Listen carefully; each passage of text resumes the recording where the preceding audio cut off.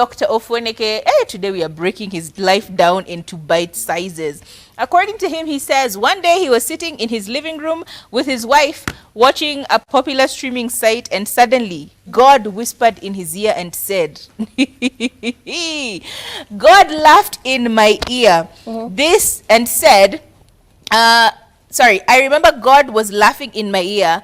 This is not your marriage. This is not the marriage that I planned for you. She is a good woman, an amazing one, but not what I planned for you. Yep. And this was in reference to his ex-wife now, Nicah The Queen, who is a gospel artist. And of course, a lot of us are kind of going like, child, you're trying to say God only spoke to you so that you can break up with your wife. And as soon as we say that, we are collectively called upon in a meeting by none other than Nicah The Queen, reminding us that she does not get dumped.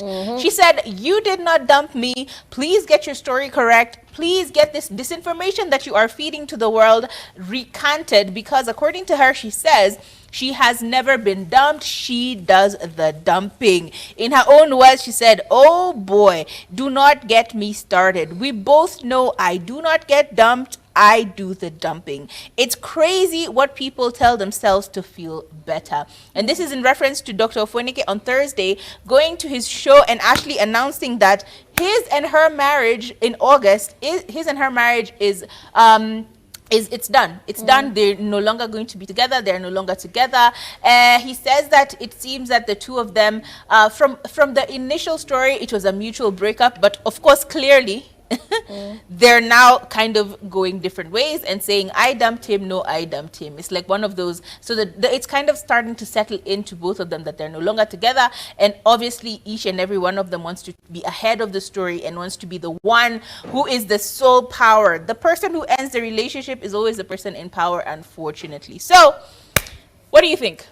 Oh, I think it's the ghetto. He had absolutely no business to get on an interview and talk about his ex-wife. Yep. Does he not have a current wife? You know, that was a platform for you to talk about your partner. If it was something romantic or something about your personal life, you could have talked about your current partner and how they're good to you and how you love them and how, you know, all these positive things could have been said. But you decided to get on this platform and talk about all the things that went wrong with your ex. It really, really does not make sense. It's giving I'm not over it. Exactly, because this girl is straight up already married to a new guy who you still have issues with, and you'll have a lot of friction. Oh, don't post my children. Oh, don't talk to my children. I'm like, what? He is the father that stepped up. I mean, it's really a lot. It's giving, I will still want you back. It's giving, he took you before I took you back. You should not have moved on that quickly. You should have given me time to think about things. My goodness. It's just that energy, or you're still not over her, and you'll just mention her name anyhow. Because what was the reason? They're constantly in your thought, and therefore every time you speak, you end up speaking their name.